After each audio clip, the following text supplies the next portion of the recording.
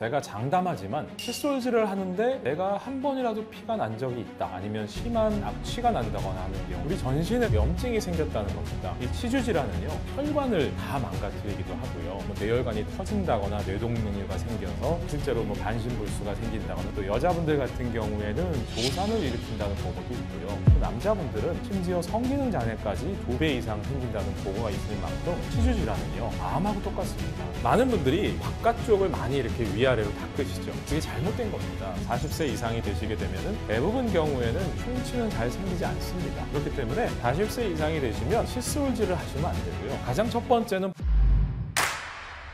안녕하세요. 저는 치과의사가 된 지는 25년 차가 됐고요. 병원을 개원한 지는 20년 된 치과의사 장혁진이라고 합니다.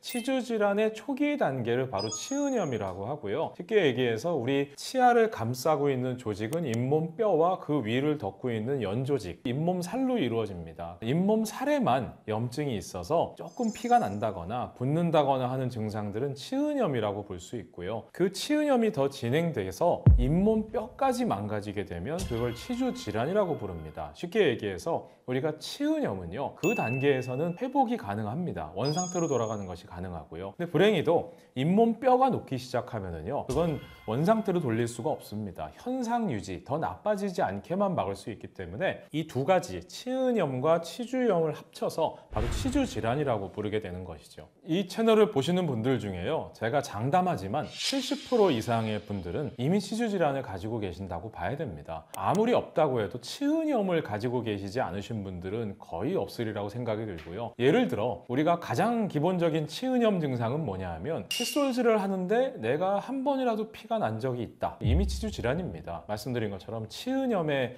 단계라고 볼 수도 있고요, 또 치주염의 단계라고 볼 수도 있고요. 대표적인 것은 탄 음식물을 섭취했는데 이가 좀 시리다, 뭔가 잇몸이 좀 붓는 것 같다, 그리고 잇몸에 피가 난다, 그리고 조금 더 심한 경우에는 음식물이 전에는 안 그랬는데 좀 더 많이 끼이는 것 같다, 조금 그 단계를 더 넘어가면 잇몸에서 고름 냄새가 난다거나 고름이 나온다거나 아니면 심한 악취가 난다거나 하는 경우, 이런 단계까지 이르면은요, 이 불행히도 치주 질환은요, 암하고 똑같습니다. 우리가 암도 마찬가지로 본인이 말기암 정도 가까이 돼야만 본인이 자학 증상이 있습니다. 이 치주 질환은요, 많은 분들이 칫솔질 하시다가 피가 조금 나는 거 가지고 큰일 났다 하시는 분들은 거의 안 계시거든요. 근데 그 시점부터 치과에 가셔서 관리를 받으셔야 되는데, 그 시기를 놓치셔서 많은 분들이 치주 질환으로 고생하신다고 보시는 게 맞겠죠. 우리 전신에는요, 몸에 독성을 끼치는 여러 가지 세균들이 있습니다. 그 세균 중에 가장 나쁜 독성 물질을 내뿜는 것이 바로 진지발리스라는 세균인데요. 진지발리스 어디서 많이 들어본 것 같아, 이렇게 얘기를 들어보신 분들이 계실 겁니다. 치주 질환을 일으키는 세균을 예방한다, 이런 치약들을 보시면 진지발리스 세균을 억제하는 치약, 이렇게 써 있을 겁니다. 이 진지발리스라는 세균은요, 치주 질환을 일으키는 세균인데요, 이 세균이 문제가 뭐냐면은 정말 특이하게도 혈액을 타고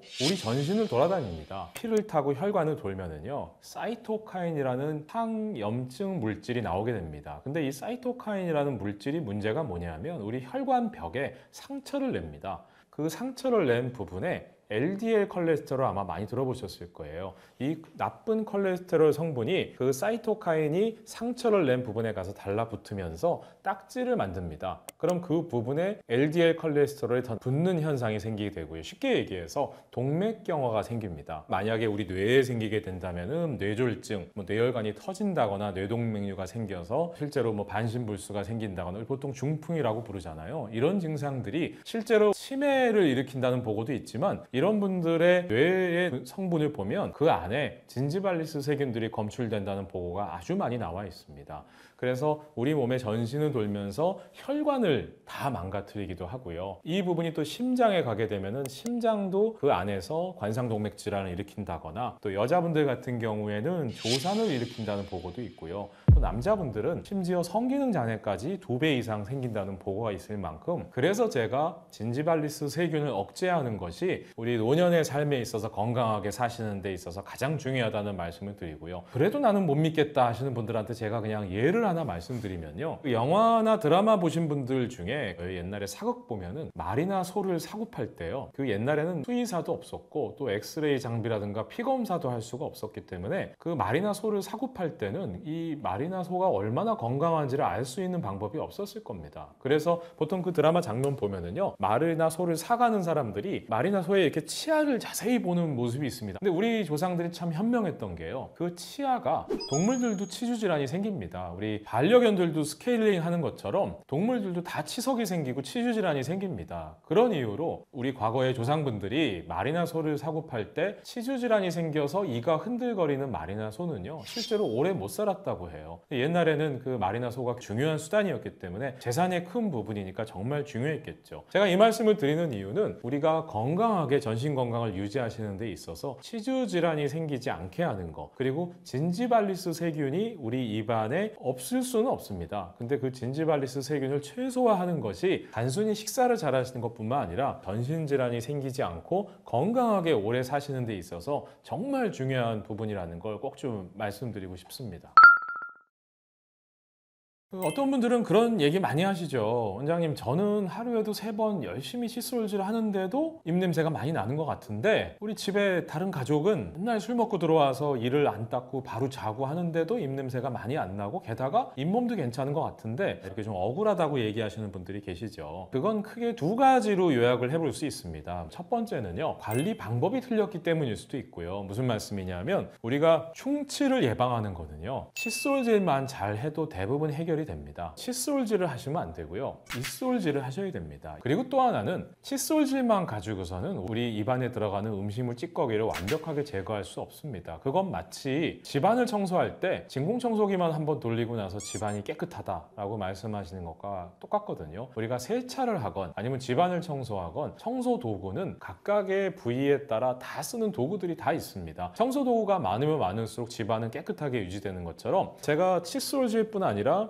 치간 칫솔, 치실, 그리고 수압세정기, 이 4가지를 써주시면 대한민국 치과들 다 문 닫아야 된다고 할 만큼 모든 분들이 건강하게 치아 유지하실 수 있다고 말씀드렸잖아요. 하루에 칫솔질 3번 하는데도 불구하고 잇몸 질환이 생긴다 하시는 분들은 먼저 관리하시는 방법이 틀리지 않았나, 그리고 관리 도구를 내가 여러 가지를 잘 쓰고 있는지, 그리고 마지막으로요, 잇몸뼈가 선천적으로 약한 분들이 또 있습니다. 잇몸뼈가 단단한 분들은요, 그리고 치주 질환이 잘 생기지 않는 분들은 실제로 잇몸뼈가 콘크리트 같이 딱딱합니다. 치주 질환이 잘 생기는 분들은요, 잇몸뼈 자체가 스티로폼처럼 약하기 때문에 잇몸이 좋은 분들에 비해서 훨씬 더 관리를 잘 하셔야 되는 게 나머지 이유라고 보시면 될 것 같고요. 그와 같은 이유 때문에 잇몸 질환이 생기고 입냄새가 나는 것이니까 효과적으로 구강 관리를 잘 해주시고 음식물 찌꺼기만 제거할 수 있다면요, 대부분의 경우에는 입냄새가 나지 않습니다. 자, 제가 모형을 한번 준비를 해봤는데요. 작은 모형으로는 좀 보시기 어려우시니까 좀 과장되게 큰 모형과 좀 과장되게 큰 칫솔을 좀 준비를 해봤습니다. 제가 칫솔질은 치아를 닦는 거라고 말씀드렸고요. 근데 제가 지금 강의 드리는 주제는 충치가 생기지 않게 하는 게 아닙니다. 40세 이상이 되시게 되면은 대부분 경우에는 충치는 잘 생기지 않습니다. 충치를 일으키는 세균과 치주 질환을 일으키는 세균은 반비례하거든요. 같이 공존해서 많이 생길 수가 없습니다. 그렇기 때문에 40세 이상이 되시면 칫솔을 가지고 칫솔질을 하시는 것이 아니라 입솔질을 해야 된다는 거죠. 무슨 말씀이냐면, 많은 분들이 이렇게 치아를 이렇게 위아래로 닦으셔야 되는 것들은 이제 많이 아시고 계세요. 근데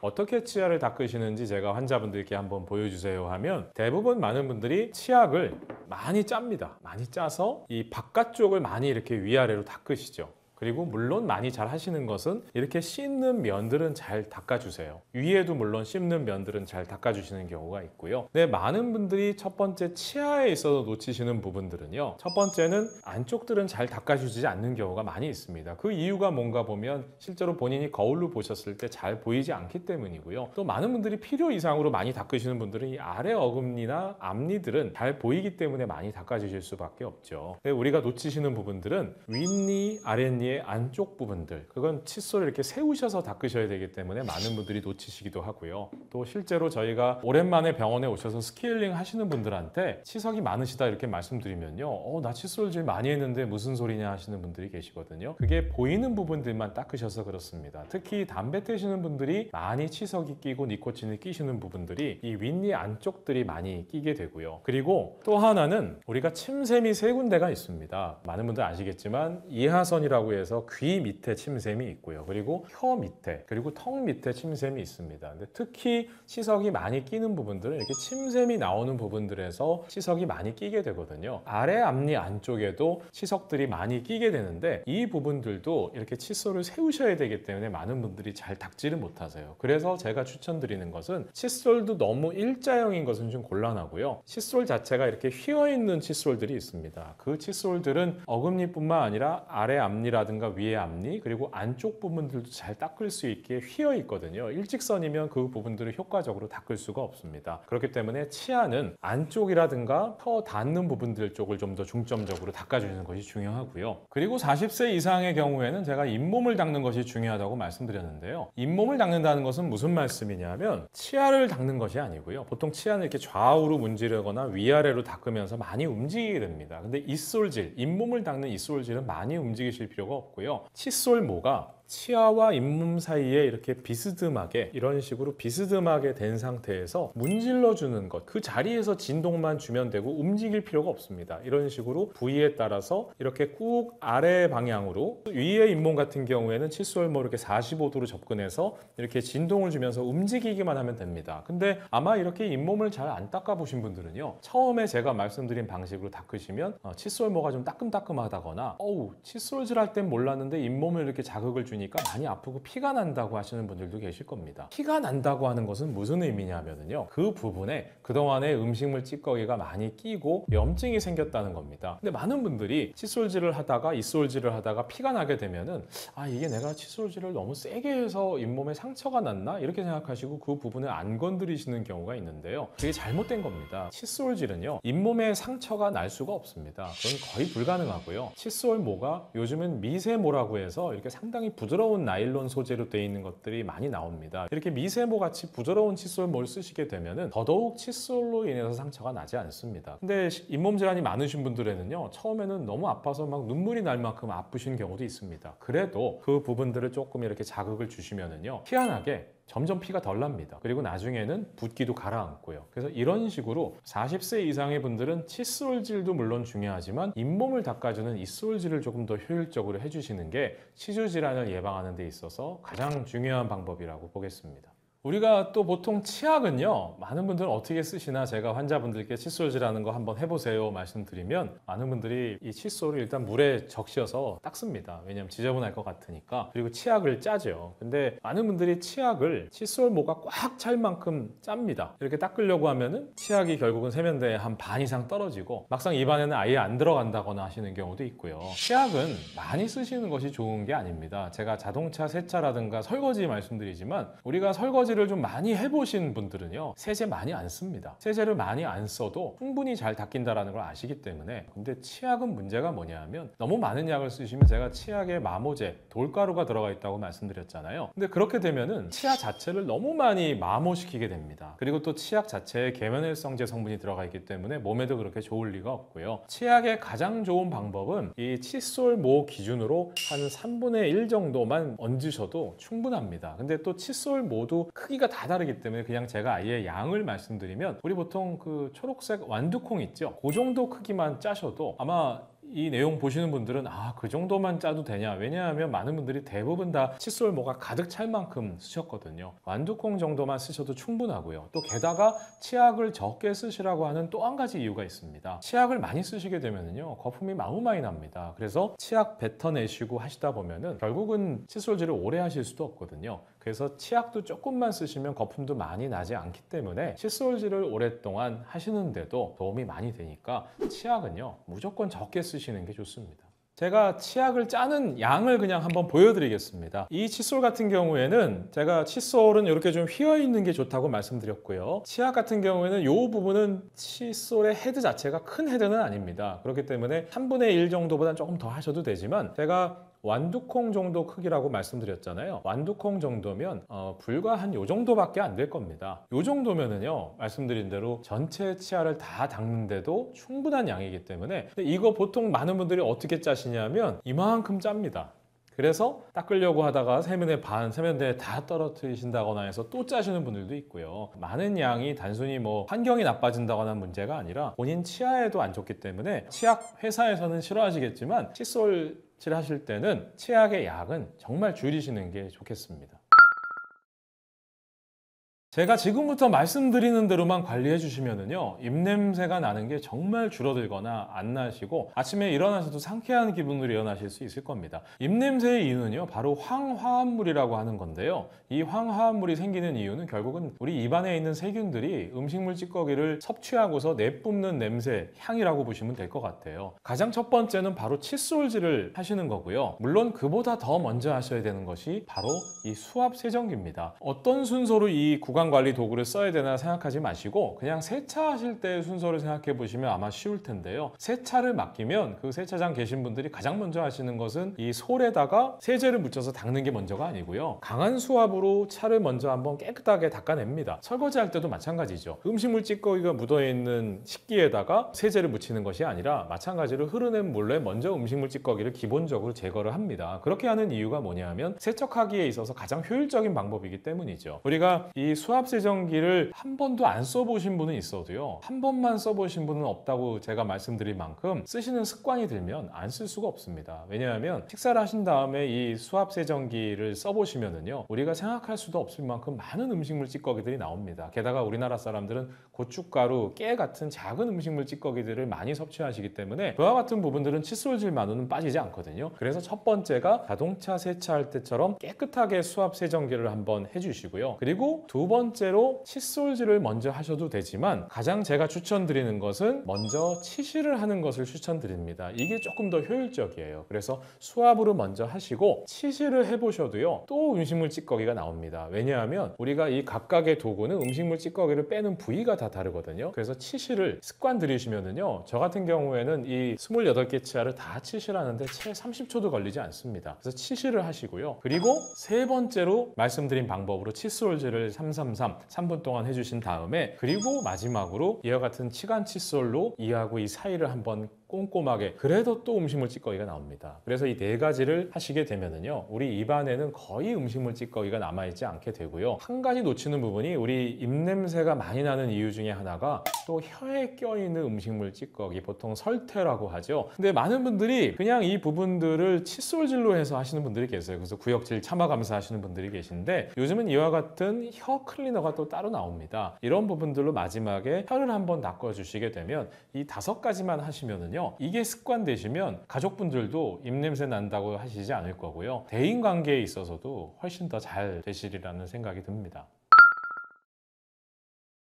또 많은 분들이 오해하시는 것 중에 하나가요, 치간 칫솔이나 치실이 좋다라는 얘기는 들었는데 뭔가 그거를 쓰고 나니까 이가 좀 더 벌어지는 것 같고 또 피도 나서 하기가 싫더라, 많은 분들이 포기하시는 게 바로 그 이유입니다. 말씀드린 것처럼 피가 난다고 해서 멈추시면 안 되고요. 그 부분에 염증이 있었다는 얘기이기 때문에 피가 나도 그 부분들을 계속 관리해 주시면 피는 안 나게 되고요. 이하고 이 사이가 이 치간 칫솔이 잘 안 들어가는 부분이라고 하시는 분들도 있습니다. 그럼 그 부분은 음식물이 안 끼는 거 아니냐, 해보신 분들은 아실 거고요. 그리고 치간 칫솔도 여러 가지 직경이 있습니다. 젊은 분들, 또 잇몸이 좋은 분들은 조금 얇은 치간 칫솔을 쓰시면 그 부분은 충분히 들어가고요. 좀 더 이가 많이 벌어져 있는 분들 같은 경우에는 굵기가 좀 더 굵은 치간 칫솔을 쓰시게 되면은, 치간 칫솔은 종류가 굵기별로 많이 나와 있으니까요, 본인에 맞는 치간 칫솔, 근데 이걸 본인이 선택해서 쓰시면 안 되고요. 치과에 가셔서 본인에 맞는 치간 칫솔 굵기를 아마 좀 권해달라 하시면 치과 의사 선생님들이 많이 좀 권해주실 겁니다. 그래서 이 치간 칫솔을 쓰신다고 해서 절대로 이가 더 벌어진다거나 아니면 음식물이 더 낀다거나 하는 게 아니고요. 이걸 안 쓰시면 더 이가 벌어지기 때문에 치간 칫솔은 꼭 좀 쓰시는 걸 권해드리고 싶습니다. 그리고 입냄새가 나시는 분들이 많이 선택하시는 게요, 제가 말씀드린 그런 구강 도구에 대한 지식이 없으시니까 잘 안 쓰시고 가장 많이 선택하시는 것이 이런 구강 청결제 같은 걸 많이 쓰세요. 근데 이런 구강 청결제를 쓰시면은요, 일단은 화합니다. 개운한 것 같고요. 또 심지어 어떤 분들은 칫솔질도 아예 안 하시고 이것만 하시고 주무시는 분들도 계시고요. 절대 하시면 안 되는 게 오히려 입냄새가 더 심해집니다. 우리가 구강 청결제 같은 것을 가글액을 쓰시면은요, 화한 이유는 그 안에 알코올 성분이 들어가 있기 때문이거든요. 근데요, 있는데요. 이 알코올 성분이 들어가 있는 가글액들은 문제가 뭐냐면 오히려 입안을 더 건조시킵니다. 우리가 근본적으로 음식물 찌꺼기가 제거되지 않은 상태에서 가글만 하시게 되면 마치 뭐하고 똑같냐면 식사하신 다음에 음식물 찌꺼기가 설거지하지 않고 그 부분에 설거지하기 귀찮아서 그 부분을 그냥 비닐로 덮어놓는 거하고 똑같습니다. 그러면은 시간이 지나면 어떤 일이 생기는지는 말씀 안 드려도 아실 거고요. 근본적으로 해결하는 것은요,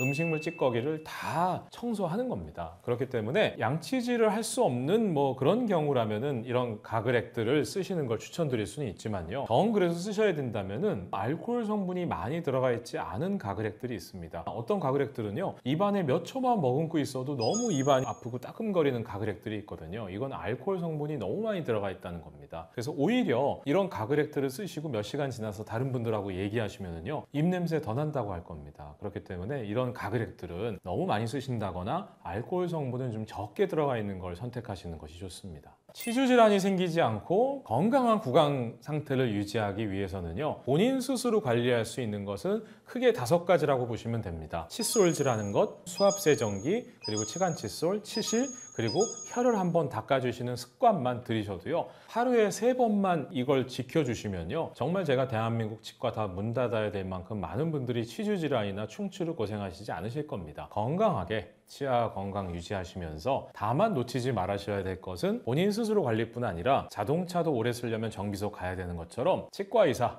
정비사한테 오셔서 관리하시면은요, 노년의 삶까지 건강하게 치아 잘 쓰실 수 있을 겁니다. 치주 질환은요, 암하고 똑같아서 우리 입안의 중요한 기관들을 다 망가뜨리게 되고요, 혈관에 침착해서 여러 가지 동맥경화라든가 치매라든가 아니면 뇌졸중, 그리고 심한 경우에는 당뇨, 여러 가지 이루 말할 수 없는 많은 질환들을 불러일으킵니다. 그래서 제가 지금부터 3가지를 설명을 드릴 텐데요, 불과 1,000원에서 6,000원 정도 가격이면은 잇몸 건강을 훨씬 더 개운할 뿐 아니라 효율적으로 관리하실 수 있습니다. 일단 첫 번째는요, 안녕하세요. 저는 치과의사가 된 지는 25년 차가 됐고요, 병원을 개원한 지는 20년 된 치과의사 장혁진이라고 합니다. 저 같은 경우에는 보통 50세 이상의 시니어 분들의 환자분들을 주로 진료를 하고 있습니다. 근데 그분들이 가장 많이 고민이 되는 것은 충치가 아니고요, 결국은 치주 질환이죠. 작년에 국민건강보험공단에서요, 대한민국 국민이 가장 많은 질환이 무엇인가에 대해서 통계를 뽑은 자료가 있습니다. 2등이 바로 감기입니다. 폐렴이죠. 바로 감기가 2번째로 흔한 질환이고요, 그리고 첫 번째로 흔한 질환이 바로 치주 질환입니다. 잇몸병이라고 보시면 될 것 같고요. 작년 한 해만 해도요, 임플란트가 거의 100만 건 가까이 이루어져 있고요, 우리나라가 전 세계에서 임플란트를 가장 많이 할 만큼 우리나라 국민들이 치주 질환에 대한 유병률도 아주 높은 편이라고 볼 수 있겠습니다. 채널 보시는 분들 중에 난 치주 질환이 없다라고 생각하시는 분들도 제가 장담하지만 치주 질환이 있으실 겁니다. 식사를 하시건 칫솔질을 하실 때 한 번이라도 피가 난 경험이 있으시다면요, 그분은 이미 치주 질환입니다. 근데 치주 질환은요, 암하고 똑같아서 이미 자각 증상을 느꼈다면은 이미 치아를 빼는 단계까지 이를 수도 있기 때문에 미리미리 병원에 가셔서 검진을 받으시는 것이 정말 중요하다고 하겠습니다. 예를 들어 치아에 고름이 난다거나 씹을 수도 없을 만큼 아프다거나 아니면 이가 너무 흔들거린다거나 하면 그 상태에서 참으시는 분들은 아마 안 계실 겁니다. 근데 대부분요, 이미 치주 질환이 진행되고 있는 상태임에도 불구하고 본인이 모르실 수밖에 없는 게 잇몸뼈에는 신경이 없거든요. 그래서 대부분 초기 증상들은 제가 몇 가지 설명을 드릴 테니까 이 중에 본인이 해당하는 것이 한두 가지 이상 있다면요, 빨리 치과에 가셔야 됩니다. 뭔가 잇몸에서 조금이라도 피가 나시는 분들, 그게 가장 첫 번째고요. 2번째는 보통 우리하다, 뻐근하다 이런 표현들을 많이 하세요. 충치처럼 날카롭게 아픈 것이 아닌데 뭔가 가만히 있을 때 뻐근하게 치아 부분이 아프다, 이런 통증을 호소하시는 분들이 있거든요. 근데 그게 매번 아프다면 병원에 오실 텐데요, 그냥 가끔씩 뻐근한 기분이 드시는 분들이 있습니다. 그리고 씹을 때요, 뭔가 힘을 안 받는 듯한 느낌이 들 수가 있습니다. 무슨 말이냐면 이쪽으로 씹으면 이가 꼭꼭 씹히는데 이쪽으로 씹으면 뭔가 이가 약간 들뜬 듯한 느낌이 든다. 그게 바로 치주 질환의 시작이거든요. 치주 인대 부분이 약간 염증이 생깁니다. 그게 바로 우리가 보통 풍치라고 해요. 또 뭔가 이가 약간씩 흔들거리는 것 같다. 그리고 뭔가 이가 약간 들뜬 것 같다. 내가 전에는 이쑤시개 없이도 치아 사이에 음식물이 끼인 것 같은 느낌이 안 들었는데 언제부턴가 이하고 이 사이에 음식물이 끼는 것 같다. 이쑤시개가 필요하다. 이런 분들이 계실 겁니다. 그것도 바로 치주 질환이 진행되고 있다는 거예요. 무슨 말씀이냐면 잇몸뼈에 치아가 단단히 박혀 있으면요, 치아가 움직이지 않습니다. 근데 잇몸뼈가 내려가기 시작하면 치아가 더 많이 움직이거든요. 그럼 치아는 자꾸 엉뚱한 방향으로 움직이려는 습성이 있습니다. 그렇기 때문에 이하고 이 사이가 벌어지면서 음식물이 전에는 안 끼었는데 더 끼는 듯한 증상이 있을 수도 있고요. 그리고 찬물을 마실 때 전에는 안 시렸는데 요새 좀 더 시린 것 같다. 그것도 바로 치주 질환의 초기 증상이라고 볼 수 있을 것 같고요. 제가 지금까지 말씀드리는 증상만으로 아마 치과에 가시는 분들은 거의 안 계실 겁니다. 근데 이와 같은 증상들은 이미 치주 질환이 거의 반 이상 진행된 경우도 많고요. 근데 본인이 통증이 있으셔서 병원에 가시게 되면은 치과 의사가 이를 빼시라 이렇게 얘기를 들으셔서 당황하시는 분들의 경우를 제가 너무도 많이 봤기 때문에 이와 같은 초기 증상이 있을 때 치과에 가시는 게요, 너무너무 중요합니다. 제가 지금부터 세 가지를 설명을 드릴 텐데요. 이 세 가지만 지키시게 되면은요, 두 가지 효과가 생길 겁니다. 아마 많은 분들이 치과에 필요 이상으로 돈을 쓰시는 일도 안 생기실 거고요. 그리고 본인 치아도 잘 건강하게 유지하실 수 있을 뿐만 아니라 대한민국 국민들이 제가 말씀드리는 세 가지 방법을 하신다면은요, 저뿐만 아니라 치과 의사들이 다 다른 직업을 찾아야 될 만큼 너무도 효율적인 방법이고요. 또 비용도 얼마 들지 않습니다. 그렇기 때문에 이 방법만 꼭 지켜주셔도요, 너무너무 좋을 것 같습니다. 일단 첫 번째는요, 칫솔질만 하시는 것이 아니라 구강 관리 도구 4가지를 다 쓰시는 겁니다. 자동차 세차하듯이 수압으로 한번 청소하시고요. 그리고 치간 칫솔과 치실을 쓰시고요. 마지막으로 칫솔질을 하는 겁니다. 그리고 정말 100점은 혀에 껴있는 설태까지 제거하기 위해서 혀 클리너까지 써주시면, 습관만 드시면요 5분 이상 걸리지 않습니다. 근데 하루에 3번이라고 해도 채 15분 정도밖에 안 걸릴 뿐 아니라, 만약에 낮에는 근무하시거나 여러 가지 이유 때문에 하실 수 없다면 칫솔질만 하시더라도요, 아침 저녁에는 하실 수가 있거든요. 정말 평생 동안 치주질환이라든가 충치로 고생하지 않으시고 대한민국 치과 다 문 닫아야 될 만큼 효율적인 방법이 첫 번째라고 할 수 있고요. 두 번째는 바로 약물입니다. 드시는 약이 아니고요. 이와 같은 일반적인 가글액이 아니고요. 치아를 발치하셨다거나 아니면 잇몸이 좋지 않으신 분들은 헥사메딘 상품명이고요. 보통 클로로헥시딘이라는 빨간 물약이 있습니다. 보통 이렇게 가글액처럼 병에 담겨있는 약물인데요. 이와 같은 약물은 보험이 되면 불과 한 1,000몇백 원이면 사실 수 있고요. 그리고 비보험, 보험이 안 되더라도 약국에서 6,000원 정도면 사실 수 있는 약입니다. 보통 포장 용량도 상당히 크고요. 근데 그 약물을 가글을 계속 하시라는 것이 아니라, 가장 효율적인 방법은요, 뭔가 잇몸이 좀 아프다, 그리고 잇몸에서 피가 나는 것 같다, 이런 도구를 쓰셨는데도 불구하고 그런 생각이 드신다면은 이와 같은 치간 칫솔 같은 것들을 그 헥사메딘 약물에 좀 담그셨다가 이하고 사이를 청소를 좀 해주시게 되면은요, 잇몸병 자체가 정말 좋아집니다. 왜냐하면 헥사메딘이라고 하는 것은 말 그대로 소독약인데, 특히 진지발리스라는 치주 질환을 일으키는 세균을 선택적으로 죽일 수 있는 약물입니다. 우리 몸에는 해롭지 않으면서도 아주 좋은 약물이라고 보시면 될 것 같고요. 보통 그와 같은 약물은 치아를 발치하셨다거나 아니면 잇몸 질환이 있으신 경우에 병원에서 많이 처방을 해주시는 경우가 있습니다. 다만 이 클로로헥시딘이라는 약을 그렇다고 해서 너무 수시로 쓰신다거나 하면은 오히려 부작용이 있을 수 있고요. 또 입안이 착색된다거나 하는 부작용도 있습니다. 그렇기 때문에 증상이 있으시다면 치과에 가시는 것이 중요하겠지만, 치과에 가시면서 치료를 받으시면서 이와 같은 헥사메딘 물약만 병행하셔도 불과 1,000원에서 6,000원 정도 가격이면은 잇몸 건강을 훨씬 더 개운할 뿐 아니라 효율적으로 관리하실 수 있습니다. 마지막으로 세 번째인데요. 세 번째는 바로 치과에 오시는 겁니다. 많은 분들이 잘 모르시고 계시는 것 중에 하나가 스케일링이 의료보험이 됩니다. 다만 그 스케일링이 의료보험이 되는 것은 소멸성이기 때문에 1년에 한 번 정도만 받으실 수 있고요. 그 한 번이 1년이 지나가 버리면 받으실 수 없습니다. 그렇기 때문에 올해가 가기 전에요, 10,000원 정도면 1년에 한 번씩 스케일링을 받으실 수 있거든요. 제가 말씀드린 것처럼 첫 번째 구강관리만 잘 해주시면서, 두 번째 클로로헥시딘이라는 약물을 불과 1,900원 정도의 가격으로 관리하시면서, 또 불과 10,000원 정도의 가격으로 1년에 한 번씩 스케일링만 받으시게 되면 이 총 비용을 따져 투자하셔도요 불과 5만 원도 안 될 겁니다. 이것만 투자하시면 우리가 노년의 삶까지 제가 전체 치아 가격 말씀드린 것처럼 큰 금액을 잃지 않으시면서도 오랫동안 식사를 잘 하실 수 있는데, 많은 분들이 이걸 놓치셔서 결국에는 노년의 삶까지 고생 하시는 경우가 많이 있거든요. 제가 말씀드린 이와 같은 간단한 방법만으로도 정말 쉽게 해결하실 수 있으니까 그렇게 관리만 해주신다면은 정말 노년의 삶까지 행복하게 식사를 잘 하시면서 전신 건강도 생기지 않는 건강한 삶을 찾으실 수 있지 않을까 생각이 듭니다.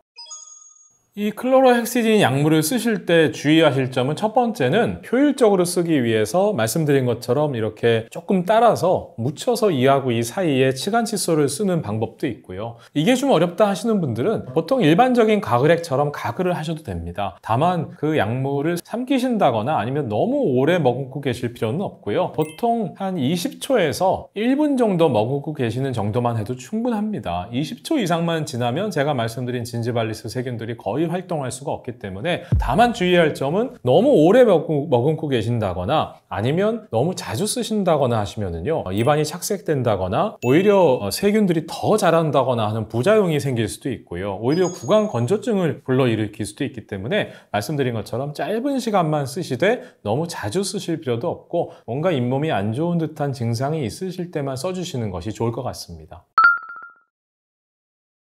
치주 질환의 순서는요, 시작은 불행히도 우리 입안에 음식물 찌꺼기가 남는 겁니다. 근데 많은 분들이 칫솔질만 하시고 나면은요 치약 자체가 개운하고 화하기 때문에 본인 입안에 얼마나 많은 음식물 찌꺼기가 남아있는지를 잘 모르세요. 치과에서는 저도 아무리 칫솔질을 잘 해도요 음식물 찌꺼기가 남습니다. 근데 만약에 우리 이하고 이 사이에 음식물 찌꺼기가 100% 남지 않게만 해준다면은요 우리 입안에는 충치나 치주 질환은 절대 생기지 않을 거고요, 아마 대한민국의 치과는 다 문 닫아야 될 거고 치과 의사는 아마 다른 직업을 찾아야 할 겁니다. 그만큼 우리 입안에 음식물 찌꺼기가 남지 않게 해주는 것이 가장 중요하고요. 반대로 얘기하면 우리 입안에 음식물 찌꺼기가 남게 되면 치주 질환을 일으키는 진지발리스라는 무서운 세균이 있습니다. 그러면 이 세균들이 잘 자랄 수 있는 환경을 만들어주는 꼴밖에 안 됩니다. 우리 입안은요 온도도 따뜻하고요, 입안은 촉촉합니다. 수분도 적당하고요, 게다가 진지발리스 세균들이 먹을 수 있는 음식물 찌꺼기까지 있다면 그 진지발리스 세균은요 기하급수적으로 증식하게 됩니다. 이 무서운 진지발리스 세균은 단순히 입안에만 있는 것이 아니라 우리 입안을 타고 혈관을 통해서 전신을 돕니다. 그래서 우리 입안의 중요한 기관들을 다 망가뜨리게 되고요, 혈관에 침착해서 여러 가지 동맥경화라든가 치매라든가 아니면 뇌졸중, 그리고 심한 경우에는 당뇨, 여자분들은 조산, 남자분들은 성기능 장애, 폐렴, 뭐 여러 가지 이루 말할 수 없는 많은 질환들을 불러일으킵니다. 그만큼 진지발리스 세균이라고 하는 것은 너무도 무서운 세균이라고 보시면 될 것 같고요. 그래서 이 세균들이 내뿜는 독소로 인해서 우리 잇몸뼈가 붓고 잇몸뼈가 녹음으로 해서 결국은 치아가 흔들거리고 빠지게 되는 거고요. 그리고 이 세균들이 증식하면서 우리 몸 안에 있는 모든 전신기관까지 다 망가뜨리게 되는 것이 바로 치주 질환의 원리일 뿐만 아니라 치주 질환을 막아야 되는 이유라고 볼 수 있겠습니다. 그래도 제 말씀을 못 믿으시겠다는 분들을 위해서 제가 실제 사례를 좀 말씀드릴게요. 대학병원에 가셔서 많은 분들이 수술을 하십니다. 특히 심장 이식이라든가 간 이식 등 장기 이식 수술을 하실 때는요 그 대학병원 교수님들이 수술을 바로 진행하지 않습니다. 뭘 먼저 하시냐면은 무조건 원칙은 그분들을 전부 다 치과로 보내서 스케일링이라든가 아니면 치주 질환이 더 심하시면은 치주 소팔술이라든가 이런 것들을 진행해서 입 안에 치석들 또 진지발리스 세균들이 자랄 수 없는 환경을 깨끗하게 만드신 다음에 수술을 진행합니다. 왜 그러냐면요 과거에는 치과 치료를 진행하지 않고 심장 이식 수술 등을 진행을 했더니 자꾸 수술이 실패를 하더래요. 근데 그 이유가 뭔가 고민을 하시다가 그 실패하시는 분들의 공통점이 뭔가 했더니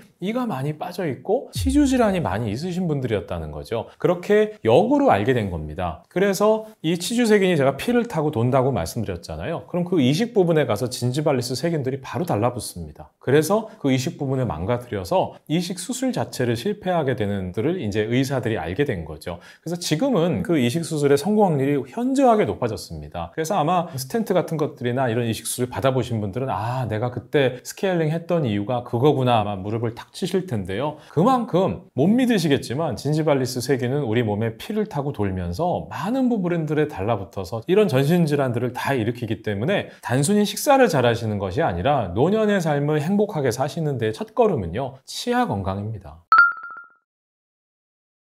우리 입안은요, 아침에 일어나게 되면은 많은 분들이 입냄새가 나신다 이렇게 얘기를 하시는 경우가 많이 있죠. 그 이유는 결국은 수많은 치주 세균들이 내뿜는 황화합물의 냄새입니다. 우리가 보통 소변의 냄새는 암모니아 냄새라든가 이렇게 특정의 냄새가 있는데요. 치주 세균이 음식물 찌꺼기를 섭취해서 독성 물질을 내뿜는 것들이 바로 황화합물의 냄새라고 보시면 될 것 같고요. 결국은 이와 같은 물질로 인해서 우리가 치주 세균이 생기고 잇몸뼈가 녹고 많은 부작용들이 생기게 됩니다. 불행히도요, 진지발리스 세균이라든가 또 충치를 일으키는 세균 같은 경우에는요, 감염이 됩니다. 그래서 제가 절대로 하시면 안 된다고 하는 것이, 우리 한국 사람들은 숟가락이나 이런 식기라든가 이런 것들, 음식물도 같이 쉐어하시는 경우가 많이 있고요. 그렇기 때문에 이게 단순히 뭐 비형 간염을 예방하는 것이 아니라 치주 질환이라든가 충치를 예방하기 위해서도 필요합니다. 우리 보통 며느리들이요, 가장 싫어하는 게 시어머니가 손자 손녀들 예쁘다고 음식물을 이렇게 시키려고 바람을 호호 불어서 이렇게 손자 손녀 주시는 경우가 있는데요. 할아버지 할머니의 사랑은 알겠지만 그런 과정을 통해서도 치주 세균이 옮습니다. 그리고 부모님들도 본인 자제분들이 예쁘다고 해서 입에다 뽀뽀하고 하시는 경우도 있는데요. 정말로 그런 경우에는 충치 세균이 옮을 수도 있습니다. 그만큼 치주 질환 세균이나 충치 세균도 세균이기 때문에 자제분이라든가 사랑하는 가족에게도 옮을 가능성도 충분히 좀 조심해 주시는 것이 좋을 것 같고요. 아침에 일어나서 물 한 컵을 드시는 경우가 많이 있습니다. 근데 그 이유가 뭐 수분을 섭취하시기 위한 목적이라면 뭐 저는 괜찮다고 봅니다. 근데 많은 분들이 물을 한 컵 드시는 이유가 바로 음식을 섭취하면 왠지 입안에 있는 세균들이 같이 넘어갈 것 같아서 물로 한번 헹군다고 하시는 분들도 있는데요. 뭐 칫솔질을 하시고 관리하시는 것은 괜찮습니다. 근데 물을 한번 드시는 목적이 세균을 걸러내기 위해서라는 것은 불행히도 맞지는 않고요. 왜 그러냐면 이 위 안에는 위산이라는 게 있기 때문에요. 웬만한 세균들이 다 넘어가도요, 그 위산에서 다 죽습니다. 그렇기 때문에 굳이 물을 드시지 않으셔도, 그냥 음식물을 드셔도 우리 위산 안에서 음식물과 섞이면서 대부분 세균들은 다 죽기 때문에 그런 것들은 걱정하지 않으셔도 될 것 같고요. 대부분 세균들은 위로 넘어가면 살 수가 없습니다. 그러니까 그것들은 걱정하지 않으셔도 될 것 같습니다.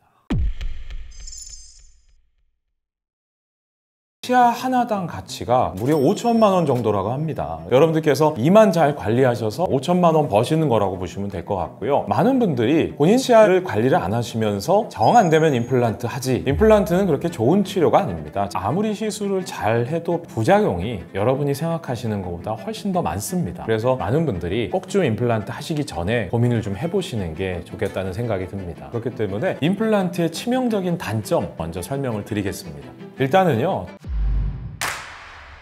안녕하세요. 저는 치과 의사가 된 지는 25년 차가 됐고요. 개원의로서 20년째 진료를 하고 있고요. 무려 한 19만 분에서 한 20만 분 사이 정도의 환자분들을 뵀더라고요, 그동안에. 그리고 임플란트만 해도 한 20만 개 정도 심었으니까요. 치주 질환이라든가 임플란트 치료에 대해서 많은 경험을 가지고 있다고 자부하고 있습니다. 우리나라가 전 세계에서 임플란트 시술을 가장 많이 받는 나라 중에 하나가 됐습니다. 무려 통계를 보니까 인구 10,000분당 470분, 이 수치가 전 세계에서 1등입니다. 물론 그만큼 의료 혜택을 많이 받으신다는 거일 수도 있겠지만 너무 임플란트 시술을 쉽게 결정하시고 또 임플란트 치료를 받게 되시는 거가 아닌가에 대한 여러 가지로 좀 고민이 필요하다고 생각이 듭니다. 임플란트는요, 정말 좋은 치료긴 합니다. 틀니라든가 일반적인 과거의 브릿지라는 방법에 비해서 저는 혁신적인 방법이고요. 너무 좋은 방법이지만 많은 분들이 본인 치아를 관리를 안 하시면서 정 안 되면 임플란트 하지 라고 이렇게 생각하시는 경우가 많이 있는데요. 임플란트는 그렇게 좋은 치료가 아닙니다. 자기 치아를 대체할 수도 없을 뿐만 아니라 심지어 치과 의사분들도 임플란트를 권하면서도 임플란트의 단점에 대해서 잘 설명해 주시지가 않는 경우가 대부분입니다. 왜냐하면 너무 많은 걱정을 하실까봐 치과 의사 선생님들도 설명해 주시지 않거든요. 저도 임플란트 시술을 많이 해오면서 제가 느낀 점들을 설명드리는 것일 뿐만 아니라, 부끄러운 말씀이지만 저도 임플란트를 했습니다. 이 왼쪽 아래 부분에 옛날에 신경치료를 했던 치아가 더 이상 쓸 수 없어서 그 크라운을 제거하고 도저히 안 되겠어서 그 치아를 발치하고 임플란트를 저도 했던 경험이 있습니다. 어떻게 해서든 좀 더 내 치아를 써볼 걸, 미리미리 좀 준비를 해서 신경치료를 안 받게 만들어 볼 걸, 그런 후회들을 제가 가지고 있기 때문에 제 경험담과 함께 임플란트의 치명적인 단점 먼저 설명을 드리겠습니다. 일단은요, 자기 치아에 비해서 임플란트는 잘 씹히지 않습니다. 그리고 두 번째, 씹는 맛을 잘 못 느끼는 경우도 있고요. 그리고 임플란트는 보호장치가 없습니다. 그리고 네 번째, 임플란트는 음식물이 잘 끼고 고일 수가 있습니다. 그리고 5번째, 자기 치아에 비해서 한쪽으로만 씹어서 턱이 아프신 경우도 생길 수 있고요. 6번째, 자기 치아보다 오래 쓸 수 없는 경우도 있습니다. 그리고 자기 치아에 비해서 신미성도 떨어지고요. 보통 임플란트는요, 많은 분들 오해하시는 게 막상 임플란트를 하시면 여러 가지 실망을 하시게 됩니다. 그 이유가 자기 치아에 비해서 잘 씹히지가 않기 때문입니다. 예를 들어서요, 어떤 분이 위아래가 다 빠지시고 틀니를 끼신 분이라고 한다면요, 당연히 임플란트를 하시면 훨씬 좋을 겁니다. 그런 분들은 뭐라고 하시냐면, 아, 정말 살 것 같다, 이제 사는 것 같다, 그런 말씀들 많이 하시거든요. 근데 불행히도 이런 경우가 있습니다. 저처럼 자기 치아가 다 있는데 하나 두 개 치아가 빠지셨다거나, 아니면 전체적으로 치아가 있는데 한쪽 부분에 임플란트를 하셨다거나 하는 분들의 문제가 뭐냐면요, 자기 치아에 비해서 잘 안 씹히기 때문에 한쪽으로만 씹게 됩니다. 왜 자기 치아에 비해서 임플란트가 잘 안 씹힌다고 느끼냐면요, 본인 치아는 치주인대라는 것이 있습니다. 멀쩡한 치아도요, 본인 치아를 이렇게 잡고 흔들어 보면은요, 약간 움직입니다. 근데 그게 왜 움직이냐 하면 바로 충격을 흡수하기 위해서입니다. 무슨 말이냐면, 우리가 딱딱한 것을 씹었을 때 자기 치아와 잇몸뼈가 바로 연결되어 있다고 한다면요, 치아가 그 충격에 다 깨질 겁니다. 근데 이가 치주인대에 붙어 있기 때문에 약간씩 움직이니까 충격이 가도 치아에 충격이 덜 가서 치아가 깨지는 것을 좀 막아주는 효과가 있습니다. 근데 임플란트는요, 불행히도 치주인대라는 것이 없고 잇몸뼈와 임플란트가 바로 붙게 됩니다. 그 말이 무슨 말인가 하면, 우리가 음식을 이렇게 씹을 때요, 짓 이기는 게 중요합니다. 예를 들어서 아무것도 씹지 않으신 상태에서 위아래니가 맞닿게 꾹 물어보시면요, 윗아래니가 조금 들어가는 느낌이 들 겁니다. 그게 바로 치주인대의 두께만큼 이가 압력이 생기면서 들어가는 건데요, 음식은 이렇게 꼭 짓 이겨주는 게 중요합니다. 그리고 좌우로 움직일 수 있어야 음식물을 씹을 수 있는데, 임플란트는 인대가 없기 때문에 그냥 치아가 닿고 나면 끝이에요. 그렇기 때문에 음식이 잘 씹히지가 않습니다. 그래서 보통 한쪽 치아가 자기 치아고 한쪽 치아가 임플란트이신 분들은 대부분 잘 씹히지 않기 때문에 자기 치아 쪽으로만 계속 씹게 돼서 결국은 어떤 일이 생기냐 하면 안면 비대칭이 온다거나 또 한쪽 근육만 많이 커진다거나 하는 이런 부작용들이 있다고 보시는 게 좋고요. 그런 이유 때문에 자기 치아보다 임플란트가 현저히 떨어지는 부분들이 바로 그와 같은 기능적인 문제가 첫 번째라고 볼 수 있습니다. 아마 돌을 씹어보신 분들은 그 경험을 많이 해보실 거예요. 우리가요, 위아랫니가 다 자기 치아인 분들은요, 만약에 식사를 하시다가 돌을 딱 씹으면요, 씹는 순간 그 돌을 계속 씹지 않으세요. 그리고 뭔가 감각이 있기 때문에 입을 바로 벌리시고 다시는 그 음식을 씹지 않으시고 바로 뱉어냅니다. 근데요, 윗니 아랫니가 다 임플란트인 분들은요, 임플란트와 잇몸뼈가 바로 붙기 때문에요, 불행히도 감각이 없습니다. 돌이나 딱딱한 것을 잘못 씹으셔도 그걸 계속 씹어버리시는 경우도 있습니다. 그렇기 때문에 쉽게 깨지는 경우가 많이 있습니다. 그게 병원에서 잘못 만들었다기보다는 이와 같은 보호장치, 치주인대가 없기 때문에 임플란트가 자기 치아에 비해서 훨씬 쉽게 망가질 수밖에 없는 거죠. 이게 바로 임플란트를 제가 절대 하시면 안 된다고 말씀드리는 두 번째 이유입니다. 임플란트의 치명적인 단점 또 뭐가 있냐면요, 씹는 맛을 또 잘 못 느낍니다. 임플란트 치료가 끝난 다음에 많은 분들이 얘기하시는 것 중에 하나가 뭔가 좀 쇠맛이 나는 것 같다, 그리고 임플란트를 했는데 뭔가 임플란트 한쪽으로 씹으면 맛을 잘 못 느끼겠다, 이렇게 말씀하시는 분들이 계시거든요. 근데 아마 임플란트를 안 해보신 분들은 맛은 혀로 느끼는 거지 왜 임플란트를 했는데 맛을 못 느끼냐, 이렇게 생각하시는 분들도 계실 겁니다. 우리가 임플란트를 하시면은요, 씹는 맛이라는 게 있습니다. 맛은 혀로만 느끼는 것이 아니라 입 천장으로 느끼고요. 그렇기 때문에 위에 틀리하신 분들은 또 맛을 잘 못 느낀다고 하시는 분들도 있고요. 음식은요, 식감이라는 게 있습니다. 쉽게 얘기해서 수박, 깍두기 이런 음식들은, 근데 수박이 예를 들어서 아삭아삭하지 않고 좀 퍼석퍼석하다면은요, 그 맛이 없다고 느낄 겁니다. 그게 제가 아까 바로 말씀드린 치주인대가 임플란트에는 없기 때문인 거죠. 그와 같은 이유로 임플란트 하신 분들이 씹히기는 잘 씹히는 것 같긴 한데 씹는 맛을 못 느끼겠다 하시는 분들도 있고요. 그리고 임플란트 하신 다음에 침 분비가 더 많아졌다거나 침이 잘 안 나온다고 말씀을 하시는 분들도 계시고요. 그리고 임플란트는 또 구조적으로 음식물 찌꺼기가 좀 많이 낄 수밖에 없는 구조를 가지고 있습니다. 왜 임플란트는 자기 치아보다 음식물이 많이 낄 수밖에 없는가 하면 그 이유는 크게 두 가지가 있습니다. 첫 번째는요, 거울을 보시고서 자기 치아 어금니를 이렇게 한번 보시면요, 자기 치아가 맷돌처럼 평평하지는 않습니다. 물론 이갈이를 하시는 분들은 좀 마모가 많이 돼서 그러실 수 있겠지만 자기 치아가 이렇게 날이 서 있습니다. 그 날이 서 있는 이유는 음식물을 잘게 잘 부수기 위해서 칼날이 서 있다고 보시면 될 것 같고요. 근데 불행히도요, 임플란트를 만드실 때는 그 치아는 그렇게 만들 수가 없습니다. 왜 그러냐 하면 임플란트는요, 위아래로 씹는 힘은 버틸 수 있는데 좌우로 움직이는 힘은요, 버틸 수가 없습니다. 그렇기 때문에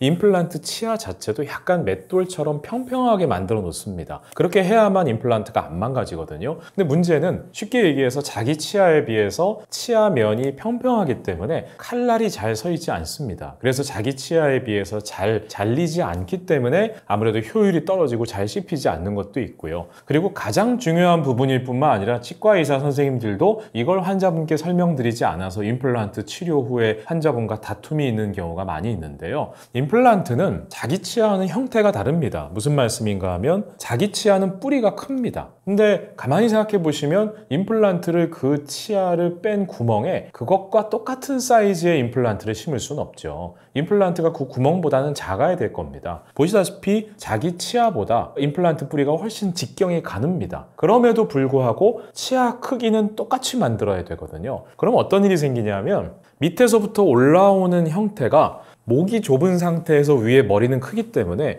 훨씬 아래 부분에 틈이 생기면서 음식물이 많이 끼거나 고일 수밖에 없는 구조가 될 수밖에 없습니다. 이와 같은 이유 때문에 음식물 찌꺼기가 아무래도 좀 치아 주변에 많이 고인다거나 하는 부분들은 임플란트를 하시는 분들은 어느 정도 감수하시는 수밖에 없습니다.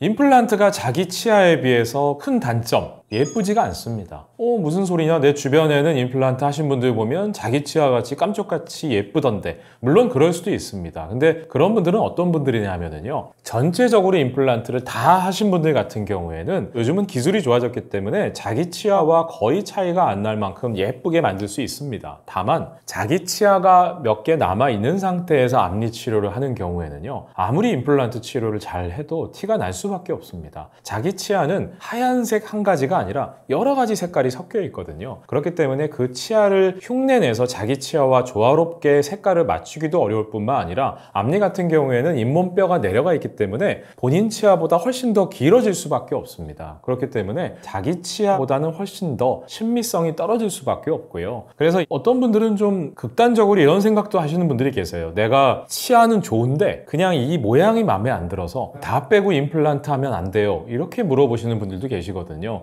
저는 이걸 어디서부터 설명드려야 될지도 모를 만큼 정말 치과적으로 좀 고민을 많이 안 해보신 분들이라는 생각이 좀 들고요. 물론 생각은 이해가 됩니다. 다만 임플란트는요, 아무리 잘 만들어도 자기 치아의 신미성을 따라갈 수밖에 없기 때문에, 그래서 제가 자기 치아를 최대한 살리시는 것이 좋다 말씀드리는 이유 중에 하나고요. 그리고 임플란트는 많은 분들이 오래 쓰실 수 있다라고 생각을 하시는데요, 불행히 그렇지 않습니다. 우리가 임플란트를 수십 년 동안 통계 조사를 해보면은요, 임플란트의 평균 수명은 채 15년 정도밖에 되지 않습니다. 예를 들어서 30대, 40대 환자분들이 임플란트를 하셨다. 근데 이분이 아무리 관리를 잘 하시고 또 아무리 치과 의사가 임플란트를 잘 심었다고 하더라도요, 이분은 남은 평생 동안 최소한 2번 이상 임플란트 시술을 더 받으셔야 될 겁니다. 임플란트가요, 아무리 시술을 잘 해도 평생 쓰실 수 없을 뿐만 아니라 관리를 못 하시게 되거나 아니면 시술이 잘못된다거나 한다면요, 어떤 분들은 채 1년도 안 돼서 임플란트가 망가지거나 빠지시는 분들도 있거든요. 그렇기 때문에 임플란트는 그렇게 오래 쓰실 수 있는 것이 아닙니다. 그렇기 때문에 자기 치아를 최대한 오랫동안 관리하셔서 쓰시는 것이 중요하고요. 그리고 마지막으로 임플란트는 부작용이 여러분이 생각하시는 것보다 훨씬 더 많습니다. 작년 한 해만 해도 소비자 보험에 접수된 임플란트 관련된 환자분들의 불만 건수는요, 정말 많이 접수가 돼 있고요. 저도 그 사례들을 많이 접하고 또 자문도 해드리고 합니다만, 임플란트 가능하면 하지 마세요라고 이렇게 말씀드리면 많은 분들이 임플란트의 단점에 대해서 쉽게 고민 안 하시는 경우가 있기 때문에 강조를 드리려고 드린 말씀이니까 이 부분은 좀 오해 안 하셨으면 좋겠고요. 많은 분들이 꼭 좀 임플란트 하시기 전에 고민을 좀 해보시는 게 좋겠다는 생각이 듭니다.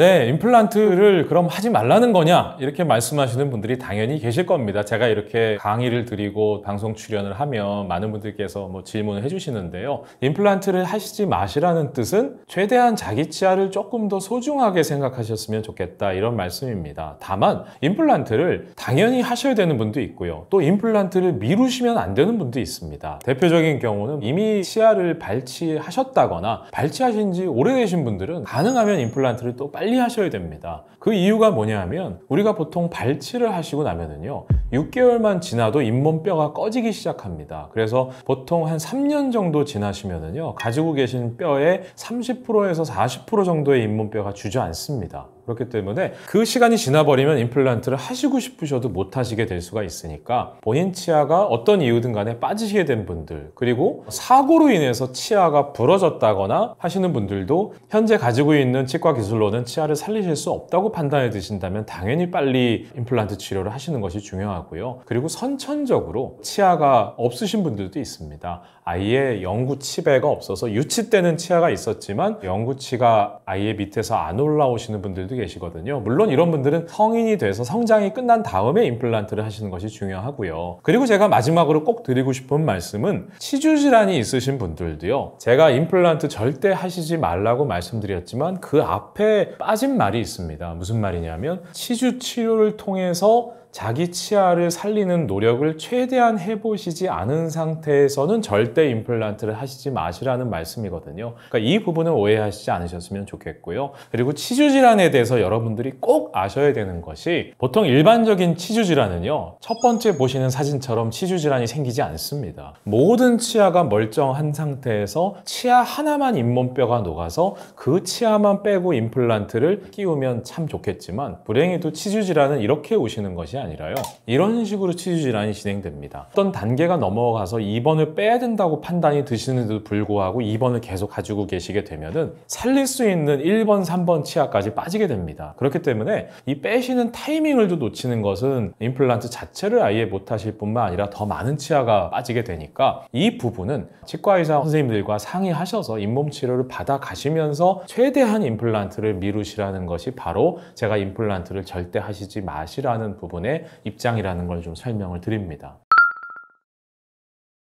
많은 분들이 임플란트 치과를 고르실 때는요 과연 저 치과가 잘할까? 이렇게 좀 고민하시면서 좀 더 나은 병원들 많이 찾으시죠. 근데 많은 분들이 좀 실수하시는 것 중에 하나가 대부분 그냥 인터넷 광고 보고 병원이 커 보이고 이런 병원들을 택하시는 경우가 많이 있죠. 물론 가장 좋은 방법은요 임플란트를 내 주변에 누가 받은 사람이 있으면 그 병원이 어땠나, 만족도가 어땠나 이렇게 좀 물어보고 가시는 것이 가장 좋은 방법이긴 하지만 불행히도 주변에 그런 분들이 안 계신다면요 제가 지금부터 말씀드리는 방법으로만 병원을 고르셔도 임플란트 받으시고 나서 부작용으로 고생하신다거나 그 병원 괜히 갔다거나 이런 생각을 안 하실 겁니다. 임플란트를 좋은 병원을 고르는 방법 6가지만 제가 말씀드릴 테니까요. 이대로만 해주시면 실수를 안 하실 거예요. 일단 첫 번째는요. 내 치아를 좀 소중하게 해줄 수 있는 가능하면 치아를 안 빼는 방향으로 해주는 병원을 고르시는 것이 좋습니다. 물론 그렇다고 해서 빼야 되는 치아를 무조건 빼지 않도록 하는 것은 불가능하지만 일단 믿을 수 있는 병원에 가셔서 임플란트 상담을 받아보신 후에 꼭 그 병원에서 바로 하실 필요는 없습니다. 우리가 물건을 살 때도 2군데, 3군데 이상 비교를 해보는 것처럼 임플란트를 좀 믿음이 가는 병원을 2, 3군데 정도 상담을 받아보시고 그 내용이 거의 일치한다면 그 치료 계획이 거의 맞다고 믿고 하셔도 될 것 같고요. 다만 치아를 조금 빼자고 하는 병원은 믿을 수 있는 병원이고 조금 더 빼자고 하는 병원은 믿을 수 없는 병원이다 이렇게 보시면 안 될 것 같고요. 상담을 받아보시다 보면은요 의사분의 그 신뢰가 옵니다. 무조건 이를 빼고 임플란트 하자가 아니라 최대한 잇몸 치료를 해가면서 살리실 수 있는 것은 살리고 정 안 되는 걸 임플란트를 하시는 위주로 이렇게 계획을 세워주신다면 그 병원은 좀 신뢰가 가지 않을까 생각이 들고요. 그리고 내 임플란트를 좀 끝까지 책임질 수 있는 병원도 중요합니다. 요즘 뭐 먹튀치과라고 해서 싼 가격에 임플란트를 심어놓고 나서 그 병원이 없어져 버리는 병원도 많이 있거든요. 내과라든가 피부과 이런 병원들은 그 병원이 내가 다니던 병원이 없어져도 아무 문제가 되지 않습니다. 됩니다. 다른 내과나 이비인후과 가시면 되니까요. 근데 문제는 임플란트는 한 번 심어 놓으면은요, 불행히도 다른 병원에 가시면 잘 봐주지 않습니다. 책임 소재가 불분명하기 때문에. 그래서 내가 임플란트를 심어 놓은 병원이 오랫동안 그 자리에서 얼마나 하고 있는지를 좀 보시고, 너무 생긴 지 얼마 안 된 병원이라든가 아니면 그 병원의 원장님이 여러 군데 병원을 왔다 갔다 하시면서 진료를 하셨다면 그 부분은 조금 의심을 해보실 필요가 있다고 봅니다. 생각해 보시면 그 원장님이 여러 군데 다니시면서 임플란트 시술을 하셨다면 그 전에 계시던 환자분들은 어떻게 하실 거예요? 그러니까 관리를 아무도 해주지 않습니다. 그래서 내 임플란트를 좀 끝까지 책임져 줄 병원도 중요하고요. 그리고 치과도 전문과가 9개 과가 있습니다. 근데 임플란트를 치료를 받으신다면 임플란트를 좀 중점적으로 받으시는 병원에 가시는 게 좋고요. 근데 어떤 병원들은 임플란트 치료, 교정 치료, 소아치과 뭐 여러 가지 진료를 한꺼번에 하는 병원들도 많이 있습니다. 물론 그 병원도 잘하실 수는 있겠지만 임플란트만 좀 더 중점적으로, 또 얼마나 많은 임상 케이스를 가지고 있는지 뭐 이런 것들은 홈페이지만 보셔도 충분히 자료들을 아실 수 있으니까요. 그런 내용들 참조하셔도 될 것 같고요. 그리고 의사의 경험도 많이 중요합니다. 물론 치과 의사가 되셔서 얼마 안 되신 분들도 잘 하시는 선생님들도 저는 봤습니다. 하지만 어떤 직업이든 마찬가지지만 최소한 치과 의사 경력이 좀 어느 정도 좀 되시면서 이런 많은 임플란트 시술 경험이 있는 분들을 가셔서 시술 받으시면 부작용이 생긴다거나 실수하실 가능성도 좀 적을 것 같고요. 그리고 마지막으로 너무 경제적인 부분만 앞세우는 병원도 좀 고민해 보시는 것이 좋습니다. 왜냐하면 요즘 뭐 경기도 어렵다 보니까 임플란트 치료 비용 부담이 되실 수밖에 없는데요. 그렇다고 해서 너무 싼 병원, 그렇다고 해서 또 너무 비싼 병원을 고르시라는 뜻은 아닙니다. 앞서 말씀드린 대로 병원을 두세 군데 정도 상담 받아보신 다음에 한 중간 정도 가격대는 병원을 고르셔도 나쁘지 않을 것 같고요. 그리고 제가 앞서 말씀드린 것처럼 임플란트를 싸게 심는 병원은요, 결국은 그 병원이 잘 되는 병원이라거나 아니면 환자가 많은 병원이라면 싸게 심을 이유가 없습니다. 본인들이 내세울 것이 비용밖에 없기 때문에 그 비용으로 광고를 하게 되는 것이거든요. 그러니까 너무 비용에 혹해서 가시면은요, 그 병원이 없어진다거나 여러 가지 부작용이 겪으시는 사례들이 많이 있기 때문에 싼 비용만 보고 가실 것이 아니라 우리가 앞서 말씀드린 그 5가지 사항들을 좀 보면서도 중간 정도 가격이 되는 비용을 고르신다면 그래도 병원을 선택하시는 데 있어서 실수하실 가능성을 훨씬 줄일 수 있을 것 같다는 생각이 듭니다. 치아 하나의 가치가 얼마나 될까요? 돈으로 따지면 이렇게 많은 분들께 여쭤보면 몇백만 원이요. 많은 분들이 의견을 주십니다. 근데 실제로요, 이와 같은 것이 논문이 있습니다. 10년 전에 나온 논문인데요. 자기 치아 하나가 가치가 얼마나 될까? 돈으로 환산을 해봤는데 치아 하나당 가치가 무려 5천만 원 정도라고 합니다. 그러니까 여러분들께서 이만 잘 관리하셔서 이 하나가 망가지지 않으면요, 5천만 원 버시는 거라고 보시면 될 것 같고요. 게다가 우리 치아가 28개거든요. 28개니까 5천만 원 곱하기 하면은요 14억입니다. 그럼 뭐 거의 집 한 채 가격이라고 보시면 될 것 같고요. 우리가 뭐 40대 50대 되시면은요 사회적으로 성공하신 분도 있고 또 열심히 인생을 살아오셨으면 이제 보통 노후에 대해서 고민을 많이 하십니다. 내가 노후에 보험도 들어야 되고 노후 자금에 대한 걱정도 많이 있으셔서 연금도 드시고 뭐 주식도 하시고 부동산도 하시고 하시잖아요. 근데 저는 일단 고리타분한 얘기지만 건강이 가장 중요합니다. 근데 우리가 건강 중에서도 제가 치과 의사라서 드리는 말씀이 아니고요. 우리가 보통 연세 드신 분들이 내가 늙는구나 생각 드시는 게 가장 큰 부분이 뭐냐면 이가 안 좋으셔서 이를 빼시는 분들 중에 실제로 우울증을 겪고 계시는 분들이 상당히 많습니다. 이가 빠지는 것만큼 내가 늙는구나 이렇게 고민하시는 경우가 많지 않거든요. 근데 우리가 치아가 좋으셔야 된다 드리는 말씀이 뭐냐면요, 노년의 건강에 있어서 가장 중요한 것은 영양제를 드시고 종합병원 건강검진 받으시는 것보다 훨씬 중요한 것은 몸에 좋은 음식들을 드시는 겁니다. 근데 불행히도요, 몸에 좋은 음식들은요 이가 안 좋으시면 잘 씹기가 어렵습니다. 그리고 치아 자체가 좋지 않으시면 치매라든가 당뇨, 고혈압 등 여러 가지 전신질환을 일으킨다는 보고도 있고요. 어금니가 빠지셔서 잘 못 드시는 분들이 가장 드시고 싶어 하시는 음식이 뭐냐면요, 김치입니다. 김치가 드시기 어려우실까 하시겠지만요, 가장 드시기 어려운 음식들이 섬유질입니다. 섬유질 같은 것들은요 이렇게 질 이겨야 드실 수 있기 때문에, 그래서 보통 우리가 몸에 좋은 음식들이 예를 들어서 뭐 김치라든가 그리고 사과 뭐 이런 나물류, 그리고 견과류도 마찬가지지만 당근, 고사리 뭐 여러 가지 음식들이 있을 겁니다. 근데 불행히도 몸에 안 좋은 음식들은요 또 씹기가 쉽습니다. 그래서 보통 잇몸 질환이 있으셔서 이가 없으신 분들, 또 당뇨가 있으신 이런 분들이 대부분 뭘 드시냐면요,